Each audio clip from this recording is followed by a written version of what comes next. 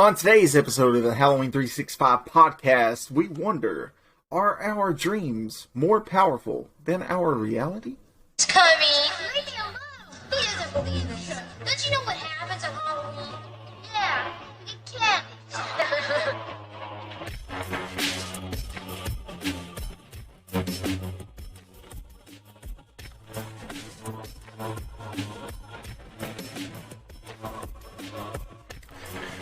Welcome back to the Halloween 365 podcast. I am your host, Justin, joined by my other partner in crime on hosting, Jeremy.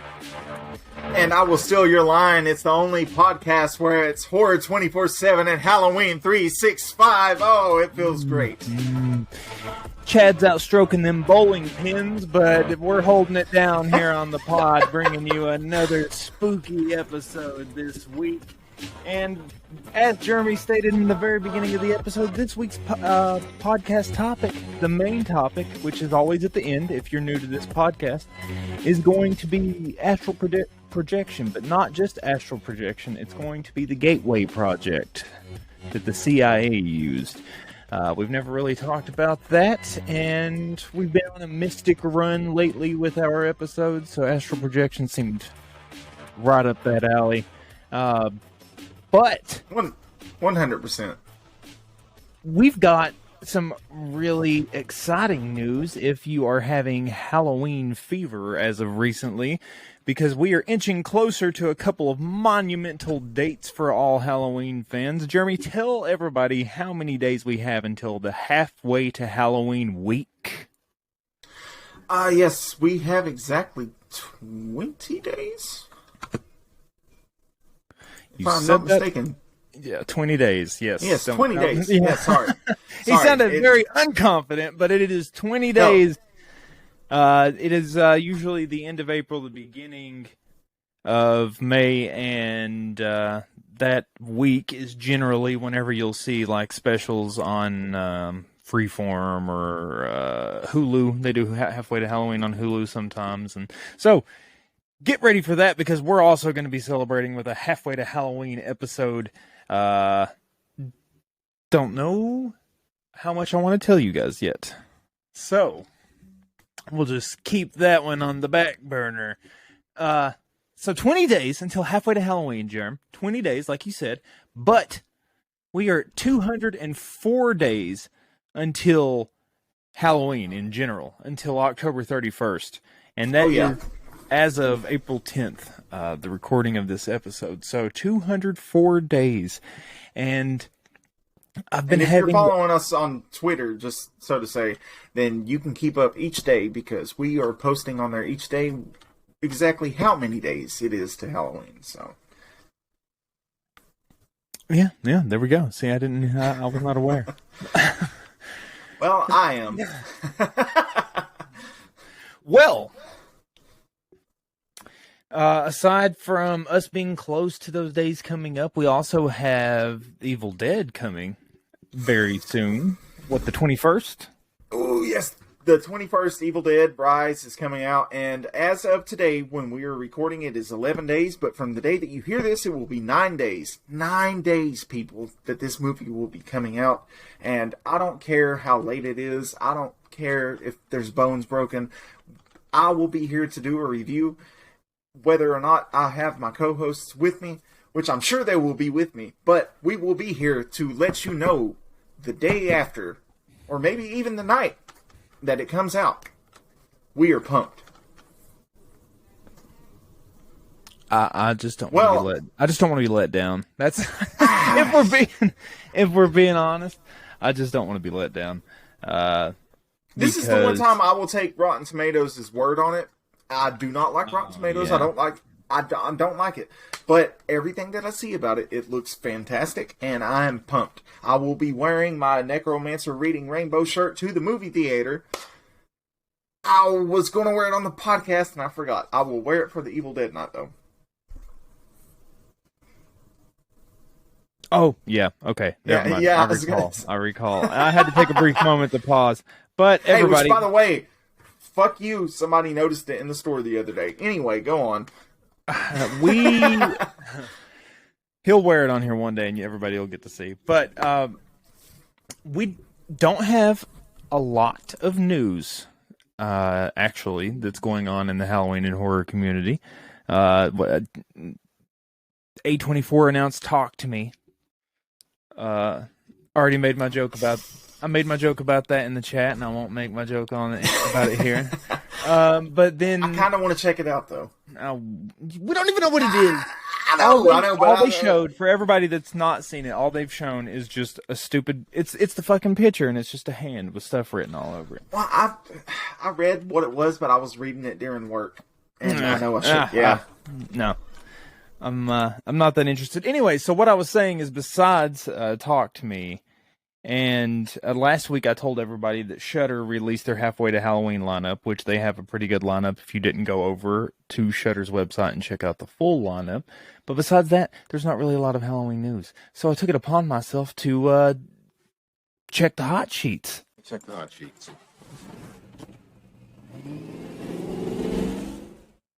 That is correct. We are checking the hot sheets this week, ladies and gentlemen, because although there's not a lot of Halloween and horror news that is popping off this week, we made sure that we did find some news for you, and it is in the paranormal realm.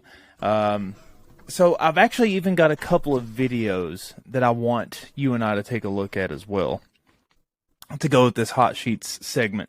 So, have you ever heard of the woman who predicted 9/11? Yeah, I mean, let's be real. Who hasn't? At our age, that is. Yeah. What was this lady's name again? It was Baba Vanga. No. Yeah, it was. Why are you acting? Is that really her name? Vanga is her last name. Is she the lady that was on the commercials all the time? No. Commercials. No. Never mind. You talking about Miss Cleo? Jesus Christ. Okay, Baba Vanga. No, I did not know her name. Anyway, so this is the same lady that has predicted the Twin Towers, and anyways. She's got Jesus Christ. She's got a reputation for accuracy. As in the 9/11 prophecy, she was said that American brothers will fall after being attacked by the steel birds. The wolves will be howling in a bush, and innocent blood will be gushing. Was her prediction before 9/11 happened. And so sounds like some Native American prediction type shit. She has been studied and claims that she has an 85% accuracy rate by professors at the Bulgarian Institute. He was a psychiatrist. To get to the quick part of it, is she's got a few predictions for 2023, and I wanted to go over those with everybody. If you do not like apocalyptic predictions, if they make you nervous, you can skip this. It's only going to be a couple seconds. So, first prediction, 2023 is that the Earth's orbit is going to change.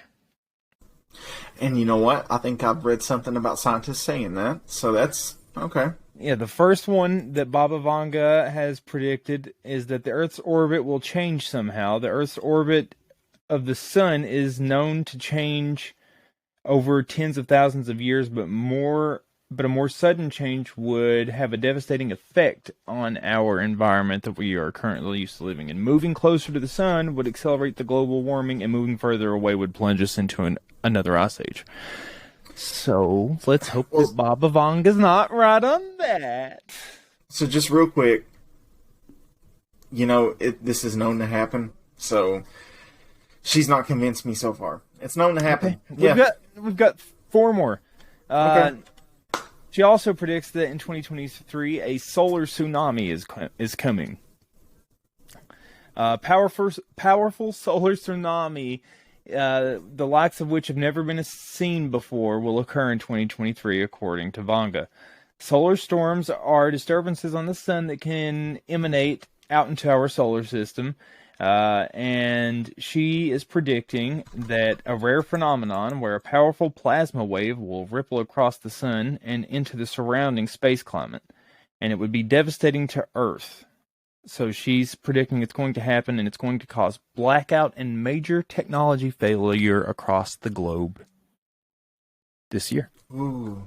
So that means, ladies and gentlemen, if you're listening, if that happens, you will not be hearing the Halloween 365 podcast. So let's hope that doesn't happen. Let's hope she's wrong there. She has also declared that in 2023, biological weapons are going to be used.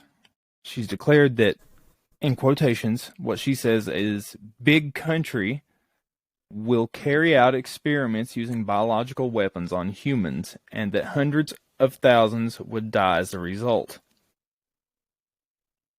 Isn't that kind of what they've done with COVID? No, she's talking about a war. She's talking about like chemical warfare. Isn't that kind of what they've done with COVID? I guess so.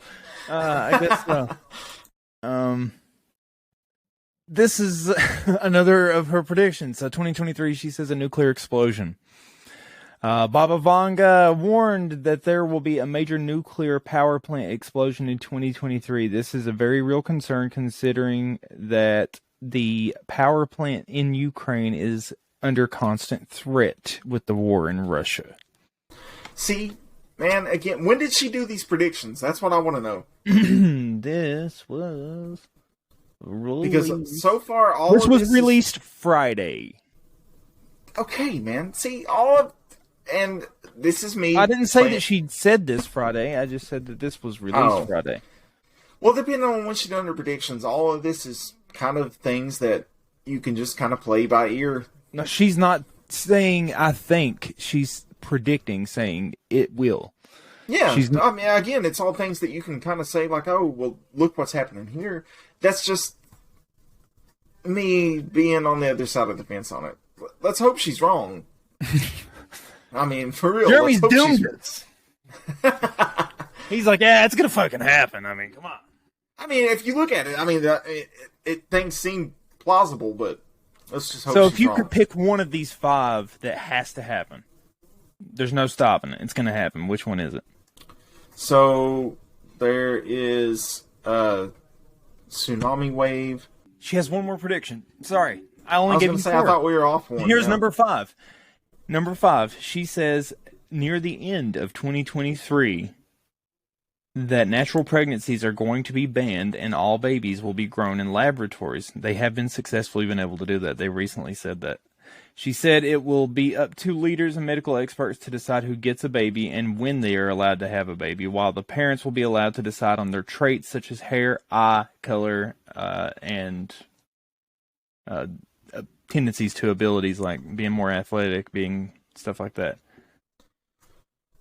I don't know why. They have in parentheses that she has not always been right, but she does have an 85% accuracy. Well, for that one, I hope she's wrong because I don't even know why. That sent me into a panic when you said that. I could see it in your face. Yeah, no, it sent me into a fucking panic. I'm going to use that. That's going to be... Yeah, it scared the shit out of me. So let's hope that's not right. Mm-hmm. Because, I mean, that's the one thing that keeps she's us connected. Not saying specifically to the U.S. This is just... So she doesn't say specific where. Is she saying everywhere in the world? That they're going to be like, okay, you need a kid. Let's be real. Let's look at the 2 places in the world that would push that forward before anywhere. The U.S. and China. So, you know, the latter. But I think out of all of them that will happen, I don't want it to, but I think maybe the Earth's orbit will change. I do believe that. I think that the solar tsunami is going to happen. I think there's going to be a point in time during the summer where we're all chilling and everybody's having a good time, and then it's going to be blackouts everywhere. And I'm going to love it. You know what? I was going to say that. I mean, it's going to be horrible. That might, I mean, I'm with either one of those. So, that's right. I mean, I'm not for them. Do, sitting at home with nothing in front of your faces. You're going to love it. I mean, I don't like it just because the economy will go to shit. Well, I mean, you know. Right. And I'm not one for that materialistic shit. But anyway. Moving on to another Hot Sheets article, and this one's coming hot off the press from Newsweek. Ooh. Newsweek has to say that there has been a UFO spotted flying near a Russian nuclear plant, and it has spooked the local authorities. And this was reported Thursday on the Newsweek article. An unidentified flying object was located near a nuclear power plant close to Russia's second city of St. Petersburg, according to the news reports. An alert signal was sounded around the Leningrad power plant in the Russian town of Sosnovoy Bor. Local and state media reported on Wednesday that the object was moving around 200 kilometers per hour, around 125 miles per hour, at an altitude of approximately 33,000 feet.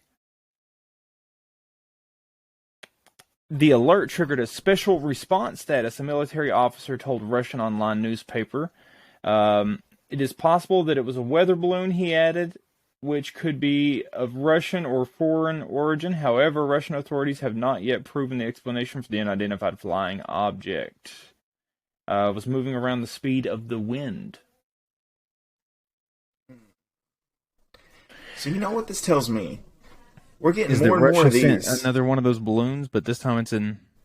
China sent another one of the balloons, but it's in Russia. More and more each day, we're getting more UFO things. So I'm saying it here first. By the end of 2023, people, we will know for certain. We will see some sort of evidence showing that there are extraterrestrial life forms here on the planet. Calling it now. Well, I said that, there's something weird's going to happen this year. We said that at the very... Yeah, you said something weird. Well, I'm making a direct statement. The first episode of this year, we have already come to a consensus that something odd is really going to happen this year, and I don't... Hell, maybe Baba Vanga's... that's something odd, you know? Baba Vanga can go Vanga Baba the fuck out of here. I don't... Okay, well, moving on, and this is going to be the portion where we are going to have some video. This is a cube-shaped UFO filmed by hunters in Oregon, and it has sparked interesting theories. This was reported 9 hours ago, and just like the hot sheets, they always come from sometimes reputable, sometimes not reputable magazines. This one comes from the Bro Bible. I knew, the fucking Bro Bible. I knew the reaction would have... Okay. So, anyways, many people often wonder why witnesses who are filming UFOs don't move in for a closer look, or why they stop filming when the UFO is still in the sky. Both are valid questions. Several explanations have been put forth over the years, and one of the most interesting examples of this happening may have occurred on April 5th in Coos Bay, Oregon. The statement says, and I quote, "It was a strange cube floating in the air," is what the witness told prolific UFO researcher Scott Waring. "I was with 3 friends. We were out hunting, and we walked up into a clear cut, and there was maybe 300 feet away. There it was, floating in the sky, about 50 feet off the ground. Strangely, none of us remembered this." What? "It was until I was moving some random video clips back and forth on the camera when I discovered it, and then we all remembered it." Oh. Again, very oddly, once we observed this cube for a while, the 3 of us just turned around and left and didn't remember it. And it was simply of no interest to us anymore, almost as if we didn't care. So hold on, if they didn't remember it, how is he telling the story? That's what he just said. He didn't remember it until he was after the hunting trip. He was flipping back through his camera and then he saw it. Okay. And he was like, oh, and then it was like a flood of fucking memories. Okay.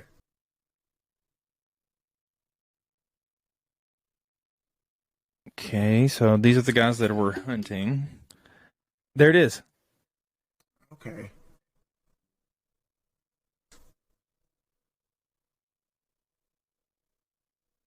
Oh, okay. So it is about 50 feet off the ground if you're looking at the hill. What, they saw it and then they just walked away? Yeah, they just walked away. Like it was nothing. It looks like when you take your Minecraft character and lift him up in creative mode. That is wild. And they just walked away like, they literally looked at it like, Yeah, that's exactly there what that it is. So you've got that square. Okay, so you've got that square, and it's exactly what he said. They were looking at it. They all stopped. They all filmed it. And then they were like, oh, okay, well, right back to the trail. Yeah, that's exactly what it was like. He was like, there that is. What do y'all think? Let's go back. His quote was that he saw it, they all saw it, and then it was almost instantaneous that after they stared at it, that they just didn't care anymore. And they didn't remember seeing it. They went about their hunting trip and then didn't even remember seeing it until they got back home. And were flipping through the camera. I mean, memory now, I know what loss is a Chad big would thing. say. Chad would say that that's a balloon or some stupid shit like that. I mean, it could, it honestly could be, but to me, memory loss is a big thing that's reported with all of any kind of UFO sightings, anything like that. Memory loss is huge. So it's possible, but it just, I mean, to me, the video just looks so weird on how easily they were able to just be like, yeah, let's go. You know what it reminds me of? And I know I brought this up on this podcast a lot, Dark Skies. Because as soon as something alien-like happens, they kind of just turn around and ignore it and go doing what they're doing. So, Dark Skies, people. If you haven't watched it, check it out. So, the next thing, I'm going to say plausible. I don't know. That was a weird video. It was more weird about how they didn't give a shit. Yeah, but let's play devil's advocate and say that maybe they looked at it and they were like, because one of them had binoculars. Maybe he was like, "Oh, it's a balloon," and they turned around and walked away. And he's just doing this for the press. That's the person that I would like to ask questions on. Like, okay, now that you remember it, when you looked through the binoculars, what was it that you saw? So, well, we have one more article from the hot sheets, and this one has a video also. This one is from X-Implore, and it was reported 5 hours ago. Footage shows multiple guests encountering a Bigfoot at a ski resort. Ooh, okay. Harry Henderson. Here we go, Harry. Cryptozoologists often think about what locations would be the most hospitable to sustaining a Bigfoot population. Well, I think we might have found out. No, that's not what it is. Anyways, a group of pedestrians claiming to be at a ski resort is shown in this video footage while they all stop and look at what seems to be a Bigfoot that is watching them from the rocky, snowy hillside. I've not seen the video. Just to give I don't screen these videos. One day it's probably going to come back to bite me in the ass. Luckily we edit this. But I don't screen the video, so I don't know if this is going to be the normal footage where it's blurry or if it's going to be, something. We like to give you the real reaction around here. Yeah, you're going to get the real reaction. I don't know if it's the real reaction that you want, but here is the video of the Bigfoot that was spotted at the ski resort. Now that I'm seeing the video in full, it's spread out in front of me. I've seen this video before. I'm surprised that this was reported recently because this is an old video, old TikTok video. This one, all three of us have seen before, and you'll recognize it as soon as I start playing it. You guys called bullshit on this one. I know Chad. I was going to say, it looks familiar Chad for so sure far. called bullshit, and I know exactly where this is. This is in Gatlinburg. Because that was the original video that I'd saw. Okay. So, here we go.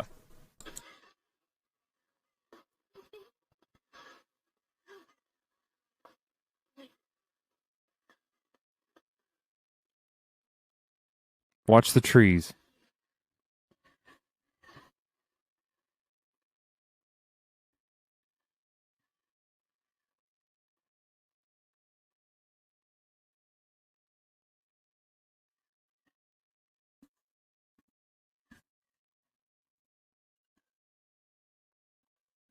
Right there. See him?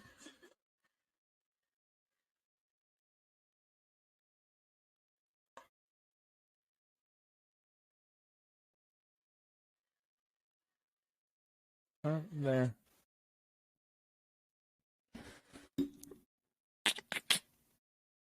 Yeah. I don't know about that, man. You don't know? No. Okay. Well, thanks for hanging in there since we didn't have any news, and everybody, you found out what's happening on the hot sheets. These are the hot sheets. Best investigator reporting on the planet. Go ahead, read the New York Times if you want to. They get lucky sometimes. Thanks, Manny. It is time for us to move on to our main topic of the afternoon, which is going to be astral projection, specifically the Gateway Project. Jeremy, what do you know off the top of your head about such project? I mean, I know it's pretty much like a kind of they just wanted to see exactly what they could do as far as being able to study astral projection, seeing if maybe they could use it with warfare. Seeing how deep the mind could really go. What do you know about what's your knowledge of astral projection? So as a kid, I used to have dreams to where I would start to astral project, and then I would wake myself up from them because I knew I was dreaming.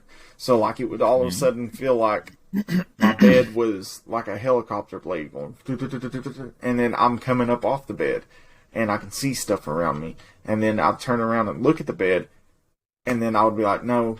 And I would wake myself up. I would never allow myself to go any further, unfortunately. I wish I would have, but I guess my mind just wouldn't do it. So an out-of-body experience is basically what you're saying that... Exactly. Yeah, 100%. What do you expect to happen whenever you...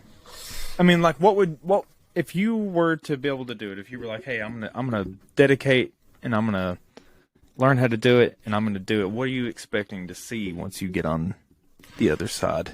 So once I realized that, later in my teenage years, I've realized there are ways that you can force yourself to kind of astral project. It takes time and patience and, a lot of dedication towards it.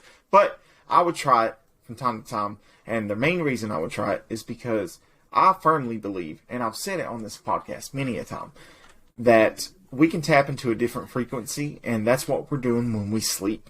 So I wanted to be able to see if I could... We're on 98.1. I wanted to go to 98.4 and see what's happening in that realm. You want to get on the hog. 98.5. 98.5, yeah, baby. Yeah. Okay. 95.9. 95. Oh, wait. Yeah, 98.5 is... Yeah, 98.5. Yeah. Okay. I've had enough of her. Yeah, me too. Jesus Christ.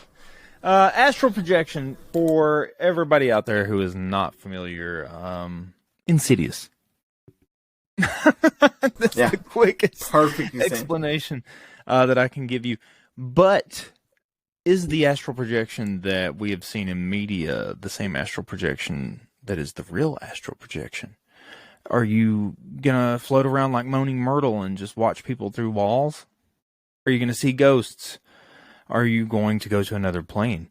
Does astral projection go as far as you being able to travel through time and space? The government seems to think so. And that's what the Gateway Project was, ladies and gentlemen. A lot of interest in the 70s and 80s of the military doing experiments on the human mind and trying to see exactly what the untapped parts of the mind that we don't know anything about could do. And that ranged from the Montauk Project, which we have talked about before. That has also ranged from feeding people LSD to making them trip on shrooms. Out-of-body experiences such as astral projection. Remote viewing is another thing that they started learning to do whenever they were doing the Gateway Project. And numerous other things. Luckily, all of these files have been released and you can look it up. As a matter of fact, there is a CIA guide on how to astral project that you can look up. if you are really interested in wanting to see if it does work. But in this release document, there was also a page that was torn out. Now, what the page relates to, who knows? Probably how to do the really extensive things that they were trying to do with astral projection. Oh, yeah. But astral projection in general dates back a long-ass time. Even ancient Egyptians had a similar form of it. They called it soul traveling, is how they referred to it as, where they would their soul would leave their body and travel. Told you. Getting to that other frequency. It was a tradition in some of the Amazon cultures. The Hindu cultures have versions of it as well. The Japanese, the Taoists, the Judaic Christians, they all have talked about it. And there was a reason. And I mean, every religion can't be wrong, right? All of them start talking about it. If one person sees the woman in the corner compared to nobody, then it ain't there. But if 5 people out of fucking 7 see it, then it's there. Not Exactly. Yeah. Exactly. But So, Jeremy, if you would enlighten us a little bit more about the beginnings of the Gateway Project. We need to dip everybody's toes into this because you can do astral projection at home. You can do the normal astral projection. What's going to happen? I don't know. I'm not a savant. I've never done it. I've never been able to tap in or calm my mind enough to do such things. But if you can do it, have fun doing it. But this is a completely different kind that we're about to introduce you to. And this one seems a lot more interesting. So if I was going to do astral projection, this is the type of shit that I would want to be doing personally. Jeremy, give us the skinny. Yeah, so we're going to dip your toes into it, and around here we like it when you dip your toes into things. So in the 80s, the spy agency investigated the Gateway experience, which is what they called it. So the technique to alter consciousness and ultimately escape space-time. So the intrigue revolves around a classified 1983 CIA report on the technique called the Gateway Experience, which is a training system designed to focus brainwave output to alter consciousness and ultimately escape the restrictions of time and space. Now, the CIA was interested in all sorts of psychic research at the same time, so including including the theory and applications of remote viewing, which is when someone views real events with only the power of their mind. Now, the Gateway... Okay, so let's pause real quick, because the remote viewing thing is not part of the astral projection conversation, but I did read a super cool article that I did want to talk about real quick. We've got the time. It's a perfect little snippet for the remote viewing. So apparently, remote viewing, they did several experiments with it. Ooh, and if I can find where I was at. They did several experiments with it, and one of the experiments, because the purpose of it is to be able to view stuff at any point in time. In the past, in the future, you can view a place, how it was, and what was going on, and it's almost like you're seeing a playback, like a big rewind button. But you're just floating in the ether, watching what's going on at this date and time that you picked to travel to. So they did several of these sessions, and one of the sessions that I saw that they did that caught my eye was that they ordered, and most of this was happening to soldiers. They would get soldiers to volunteer for this, and then they would go hundreds of them and test them, and then only a certain amount would actually make it through to where they started doing these sort of psychic tests. But this specific soldier, in this specific session, the goal was for the subject to remotely view Mars in the year 1 million BC. Okay. And according to the released CIA transcript, an interviewer read coordinates and verbal cues to a subject while he was remote viewing, so he told him the exact coordinates and stuff to look for. And then the subject started telling what he saw, which was claimed to see dust storms and several alien structures, and even an ancient alien race. This is 1 million BC on Mars. He describes them as very tall, very large people, but they're thin. They look thin because of their height, and they dress like, oh, hell, this is a quote. They dress like it's a real light silk, but it's not flowing, and it's covering their entire body. It's not a type of cloth. It's cut to fit their body. They're ancient people, and they're dying, and it's past their time or their age. They're very philosophical culture, and they're trying to find a way to survive, and they just can't, is what his remote viewing session of 1 million BC, while he's watching this alien culture on Mars, supposedly, and he could see that they knew that their species was going to die out. Thoughts? Well, see, that's very funny because if you go back to this story, unfortunately I can't remember the kid's name, but he's no longer a kid. He's around our age now. But back in the day, the kid in Russia who said that he came from, he was reincarnated from a species from Mars. He said that he was from Mars, and that. Okay, so that also brings up not to stray too far from remote viewing. If remote viewing is real, it's super cool, and it's something I would love to learn how to do, because you could find so much shit. I guess that would be a military tactic to use to see what people are doing, right? To see what they're doing at any point in time. But he wasn't telling details of conversation. He was just telling what was going on. Anyways, remote viewing would be super fucking neat. If we could learn to remote view, I would be down for that. Dude, that'd be cool as hell. So, if that is true, then, that is amazing. Yeah, especially with, because part of me wants to say that it might be true just because it's not the first time we heard that there were people who said that there were ancient species on Mars. Mm-hmm. And we'll get more, I'm just going to quickly mention, we'll get more into it whenever we get into the Summer of Adventure, but there is a program supposedly during the time that all this was going on that was developed where they sent these psychic people into space, that apparently our space program is more advanced than even we know. And through the use of astral projection, of course it is. Other things, we have been able to use these psychic soldiers that they created in some sort of task force. But that's, like I said, that's in the Summer of Adventure. Jeremy, can you tell us a little bit more about the Gateway Process Report? I will try.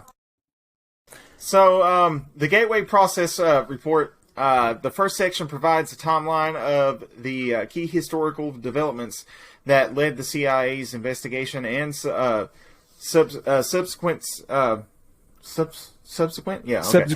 experiments. Yeah, experimentations. Sorry, got tongue-tied. Anyway, the second section is a review of the Gateway Process Report. It opens with a wall of theoretical context, on the other side of which lies enough understanding to begin to grasp the principles underlying the Gateway Experience training. Now, the last section outlines the Gateway technique itself and the steps that go into achieving space-time transcendence. God damn, sorry. Lord. Can't read today. Oh, they give us steps in order, the timeline in order how they got to be able to transcend.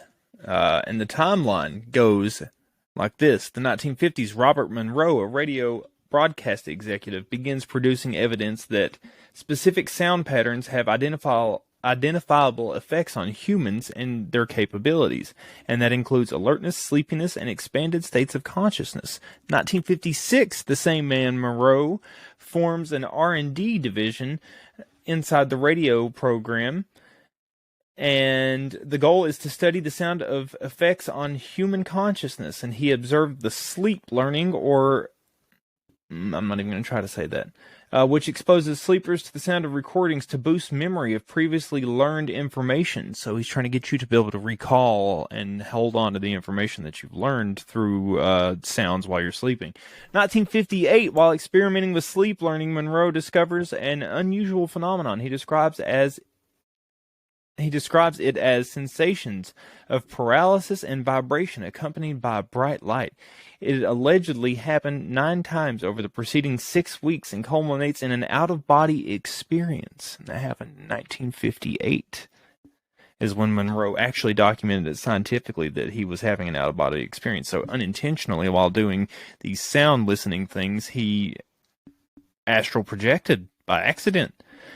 1962, RAM Enterprises moves to Virginia and renames itself the Monroe Industries, or the Monroe Institute, and becomes an active radio station ownership, cable television, and later the production and sale of audio cassettes, while they were doing these experiments, also in the same facility.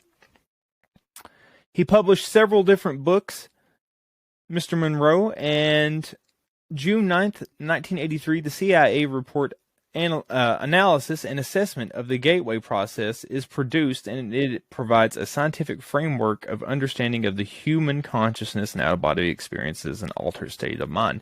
Monroe was behind this, as well as Army veteran Joseph McGonigal, yeah, I did not make that up, contributes to over 450 remote viewing missions under Project Stargate, which Project Stargate is where I was talking about them taking the psychic people into space and doing several things with that. So, essentially, what was happening is they were using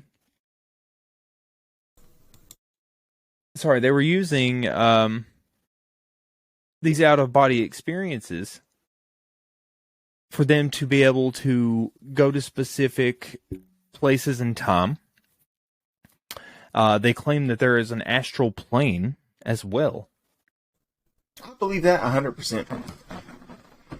And I mean, I will say that specifically because anytime when I was younger and I started to do an astral, started astral project, like I said, I was coming out of my bed and I could see there was something else. I just could never get to it because my mind was like, no, dude, time to wake up. So 100% there is an astral plane out there. Is it insidious like? I don't know. Well, the specific project that they were using for astral projection was called Project Center Lane. And it was specifically only remote viewing and astral projection, while there were other subdivisions where they were doing other things. Like I said, specializing in out-of-body experiences. And they said that they were performing it to determine attitudes about the possible use of psycho-energetic phenomenon in the intelligence field. So, as you were saying earlier, they were wanting to use it for central intelligence. Yeah, exactly. I mean, that's the only thing that makes sense to me is why they want to use it. The only time the government ever wants to use anything is, for that reason. To benefit them. So this, which is now shut down, by the way, this program, this facility, obviously, because this was going on in the 80s, was in the middle of the Blue Ridge Mountains. That would be something interesting to investigate. Because I would assume it's abandoned now. But in June 1983, Army Commander Wayne M. McDonnell was asked to give his commander an assessment of the psychic services provided by the Monroe Institute. The Monroe Institute is, we know what it's known for, sorry. McDonnell himself had completed a 7-day psychic program at the Institute a month prior to the interview, which is lodged in the middle of Virginia's Blue Ridge Mountains. His assessment collected from this experience that he did resulted in a 29-page Army document that featured detailed explanations of hypnosis, holograms, and out-of-body experiences. The document placed these phenomena in the context of larger ideas of consciousness, energy, space, time, quantum, subatomic particles, and so-called astral projection, a practice that aims to transport consciousness, as we talked about, around a metaphysical plane. McDonald also cited a metaphor penned by the Monroe Institute. The metaphor says that a normal state of consciousness is like a lamp, which emits light in a chaotic, incoherent way. However, a hypnotized state of consciousness is said to be like a laser beam, whose thoughts and energy are focused and disciplined like a stream of light. And that is the best way to think of it whenever you're trying to astral project. Institutional insights of not only the person, but the practical and professional nature would seem to be within the bounds of reasonable expectations.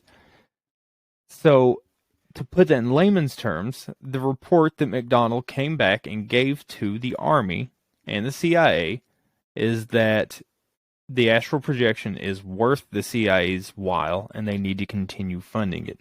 And they did.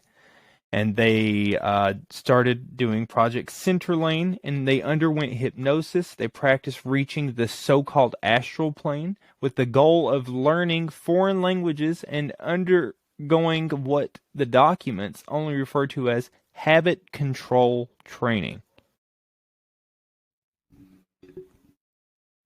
Okay. See, that to me, that's what this sounded like from the beginning. This is all just a part. It's a big control project. That's all it is. If we can get you to go here to get this for us.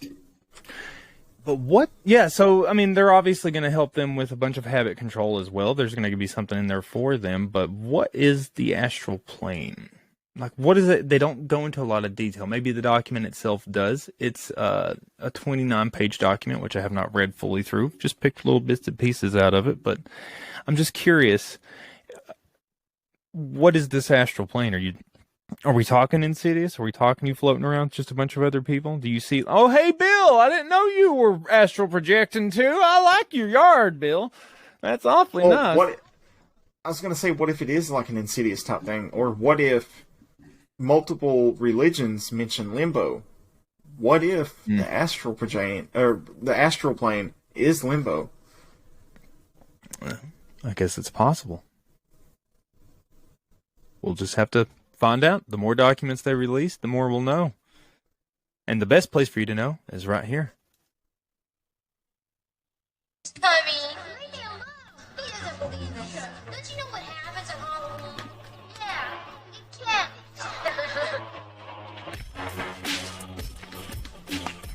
Well, that wraps up another episode of the Halloween 365 podcast. And believe me, we've got a lot more of highly interesting topics that you've not heard from the fellas yet. So keep tuning in, because next week it's going to be even better. Yes, it's going to be a lot better. And after you hear this, I know what you're thinking. Can I astral project? Well, ladies and gentlemen, look it up. There are ways to do it. There are practices that you can do it with. And I can tell you right now, I'm probably going to try it myself tonight. And also, if you have done it, let us know. Yes, if you have done it, let us know. Let us know in the comments below. Let us know and share your stories. And 9 days until Evil Dead Rise. Sorry. Well, everybody, thank you for listening. Once again, I'm Justin. That's Jeremy. This is the Halloween 365 podcast. And stay spooky.